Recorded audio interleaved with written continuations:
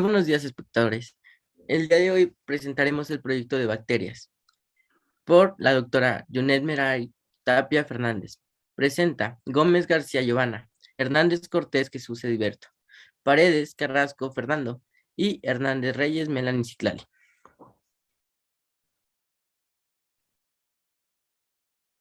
Ok, las bacterias. Las bacterias poseen una estructura relativamente simple. Son microorganismos procariotas, es decir, unos microorganismos unicelulares sencillos, sin membrana celular, mitocondrias, aparato de Golgi, ni retículo endoplasmático, que se producen por una reproducción asexual.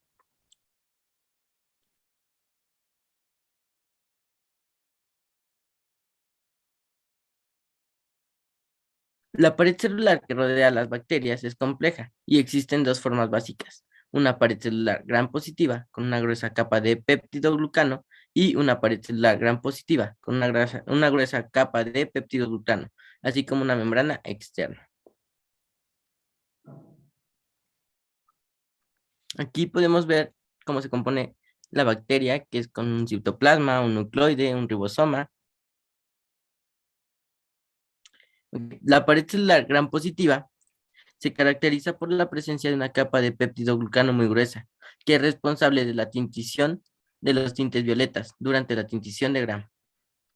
La mayoría de las bacterias tienen una pared celular que es químicamente Gram negativa. Este tipo de pared celular Gram negativa consta de tres estructuras: una membrana interna, una capa de péptidoglucano y una membrana externa. Como podemos ver en las dos imágenes, la primera que tenemos aquí es la membrana es la pared celular gram positiva y la segunda es la pared gram negativa.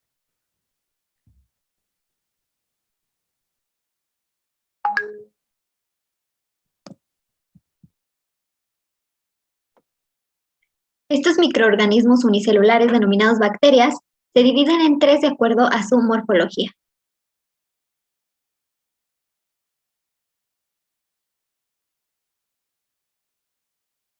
Los primeros son los cocos, los cuales son divididos en tres formas para su identificación.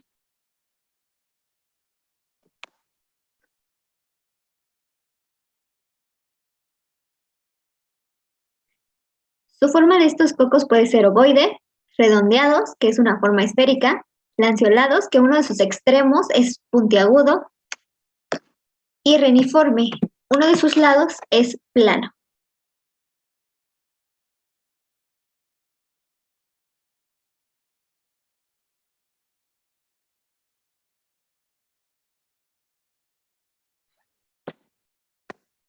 Estos depende del número de su agrupación, reciben un nombre. Para la agrupación de dos cocos se le denomina diplococos. Para el conjunto de 16 cocos en forma de un cubo son llamados arcinas. Por cada 4 cocos en unión se le denomina tetradas y estreptococos a la unión consecutiva de cocos en la formación de una cadena. Y por último los estafilococos, los cuales son racimos de dichos cocos.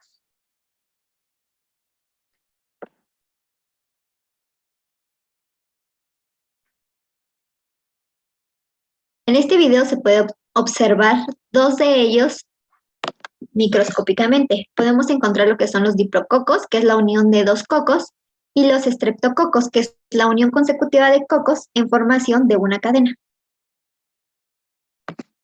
Al igual que los bacilos, los cuales es la segunda división de la morfología bacteriana.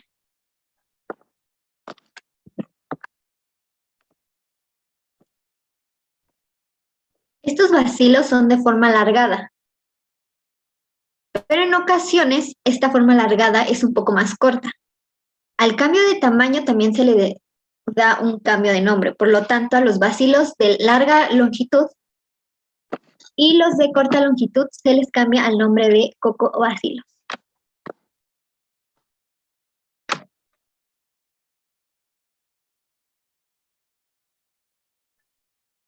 Los extremos de los bacilos pueden ser de distintas formas, como por ejemplo podemos encontrar de ángulos rectos, redondeados, afilados, de forma de masa y engrosados.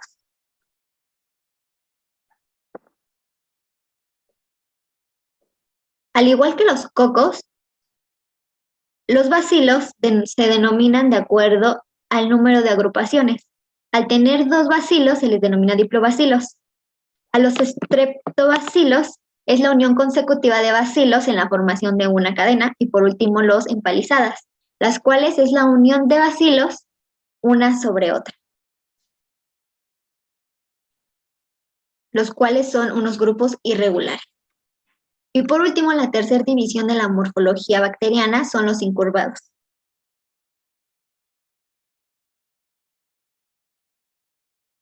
Los cuales son divididos a través de sus 3 formas distintas.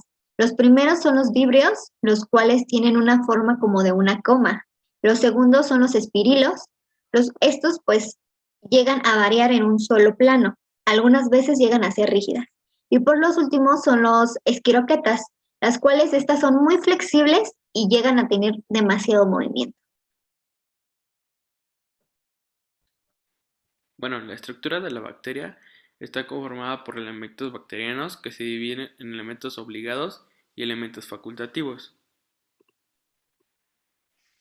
Los elementos obligados conforman la pared celular bacteriana, la membrana citoplasmática, ribosomas, ADN bacteriano o nucleoide y plásmidos. La pared bacteriana es una estructura dinámica que recubre la membrana celular y mantiene la integridad de la célula. Como podemos ver aquí o observar, la gran positiva y la gran negativa conforman la pared celular bacteriana. Estas conforman de membrana citoplasmática, peptidoglucano, fosfolípido, proteína, ácido lipoteico, y la gran negativa conforma membrana interna, periplasma, membrana externa, fosfolípido, peptidoglucano, lipoproteínas y lipopolisacáridos.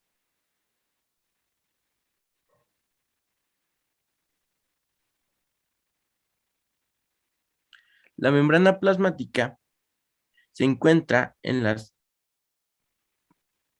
membrana citoplasmática se encuentra en las células y se separa por su interior en medio exterior que la rodea. La membrana celular consiste en una bicapa, doble capa, lipídica que es semipermeable. Esta consta de membrana externa, región hidrofóbica, proteína, membrana interna, colesterol, proteína hélice alfa y cadenas de carbohidratos.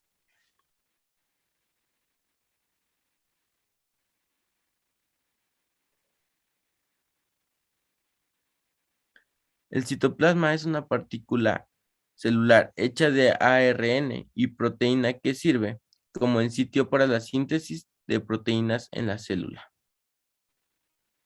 Los ribosomas contienen toda la información genética esencial para la vida de la bacteria. Esta es contenida en una única molécula de ácido desoxirribonucleico, ADN, de doble cadena y circular, cerrado por un enlace covalente. El ADN bacteriano son moléculas de ADN extracromosómico, generalmente circular, que se replican de manera autónoma y se transmiten independientemente del ADN cromosómico. En esta misma imagen podemos observar los plásmidos. Un plásmido es una pequeña molécula de ADN circular que a menudo se encuentra en las bacterias y otras células.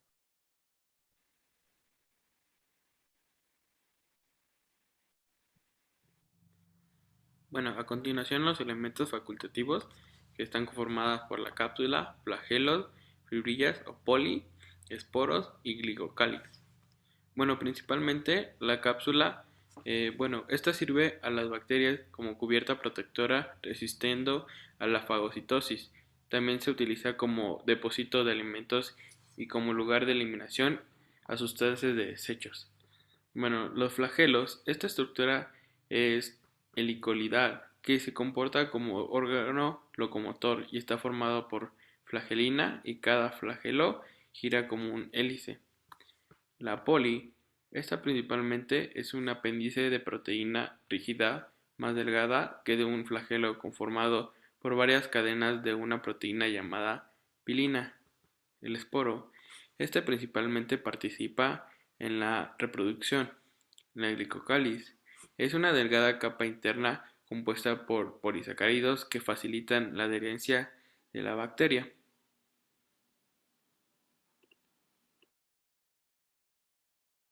A continuación hablaremos sobre la nutrición bacteriana. Nutrición es el nombre que se le da a la serie de procesos mediante los cuales un organismo obtiene del medio las sustancias necesarias para su desarrollo, tanto catabólicas como anabólicas. Asimismo, las bacterias también llevan a cabo la biosíntesis de nuevos compuestos celulares que requieren energía del medio ambiente.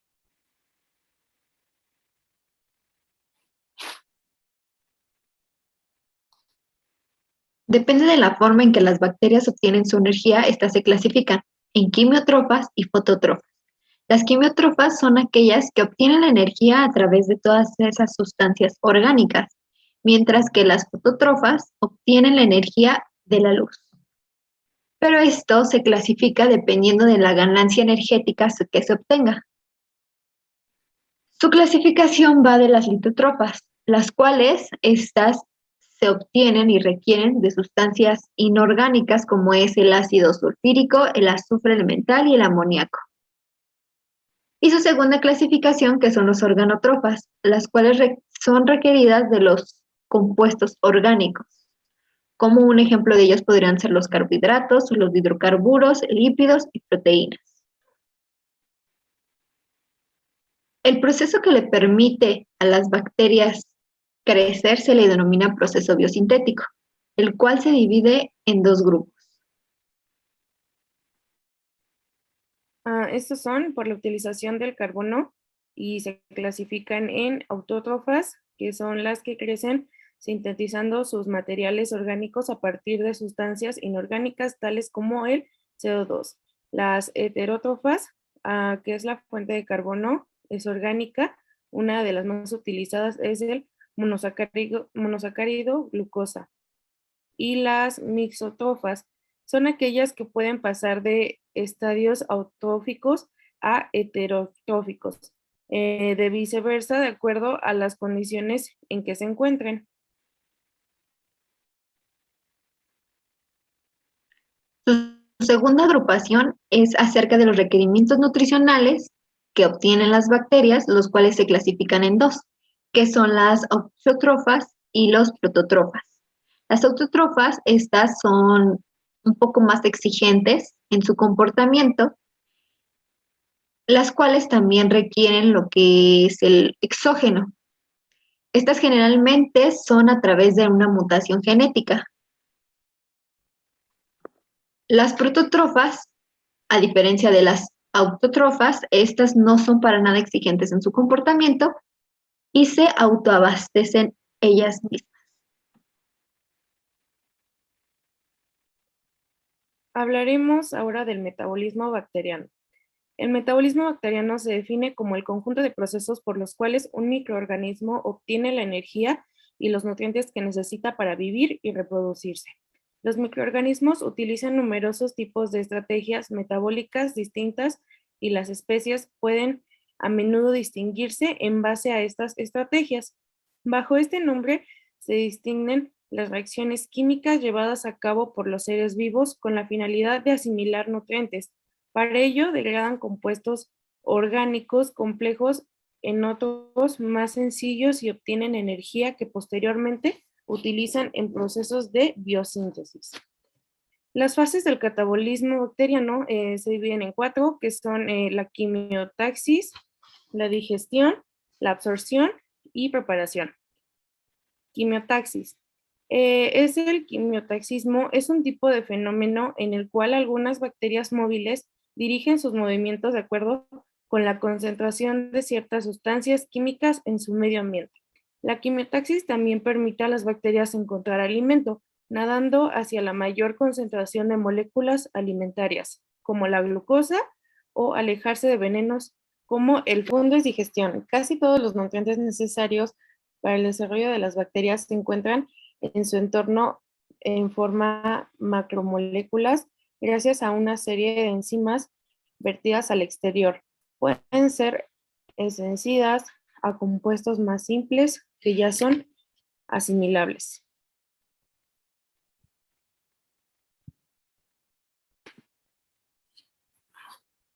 Absorción. Es el proceso por el que moléculas sencillas que surgieron mediante la digestión o que se encontraban como tales de forma natural en el entorno bacteriano, una vez salvada la barrera de pared celular, penetran en el citoplasma tras atravesar la membrana citoplasmática. Algunos de los mecanismos por los que dicho ingreso tiene lugar son la división, que son la división simple o pasiva. En esta no hay consumo de energía, se basa en el movimiento de moléculas o iones debido a una agitación térmica aleatoria desde una zona de concentración elevada a otra de baja concentración. La difusión por osmosis, tampoco hay consumo de energía. Este se refiere expresamente al movimiento de agua en relación con las concentraciones internas y externas de solutos. Y el transporte asociado o permeasas. Las permeasas son las proteínas embebidas en la membrana citoplasmática, cuya misión es mediante un cambio de conformación trasladar compuestos a través de ella sin que estos sufran ninguna modificación química. Se han identificado tres tipos de estas proteínas, las cuales son uniportadoras, semiportadoras y antiportadoras. La uniportadora es la que traslada una serie de sustancias de un lado al otro de la membrana. Las semiportadoras que transportan dos compuestos de la misma dirección y las antiportadoras que trasladan una sustancia en un sentido y otra en el opuesto. 4. Preparación. Las sustancias que ingresan en la etapa anterior, ya sean simples o algo complejas, experimentan una serie de reacciones catalizadas por endoenzimas hasta llegar a productos sobre los que tiene lugar una oxidación biológica. La oxidación biológica es la separación de electrones de una molécula. Las reacciones de oxidación y reducción están siempre acopladas, es decir, cada una de las sustancias se oxida, otra es reducida simultáneamente. Es el acoplamiento de estas reacciones, se conoce como ácido-reducción. El anabolismo representa aquellas reacciones que une aprovechando los productos intermedios y la energía procedente del catabolismo. Tienen por objeto la síntesis de materiales constituidos de las bacterias, así como otros que pueden eliminarse al exterior.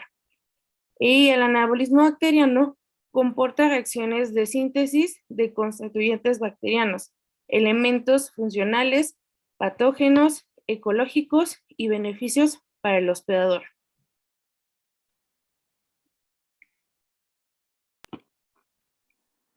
Bueno, por último, el crecimiento bacteriano. Principalmente esta es la división de una bacteria en dos células hijas, que es un proceso llamado fisión binaria. Principalmente el cual el resultado son dos células hijas con dos mismas cantidades y igual de tipo de información genética.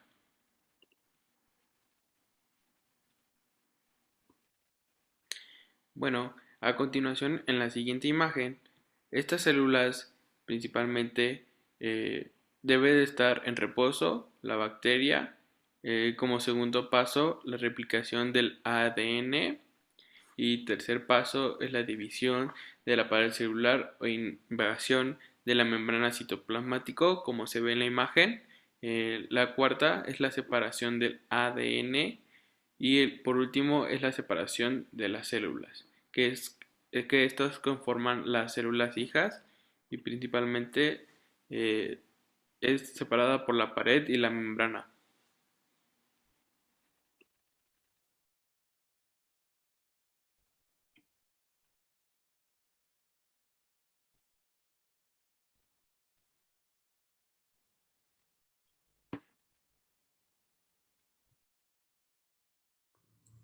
Bueno, eso es todo por nuestra parte y le agradecemos por su atención prestada.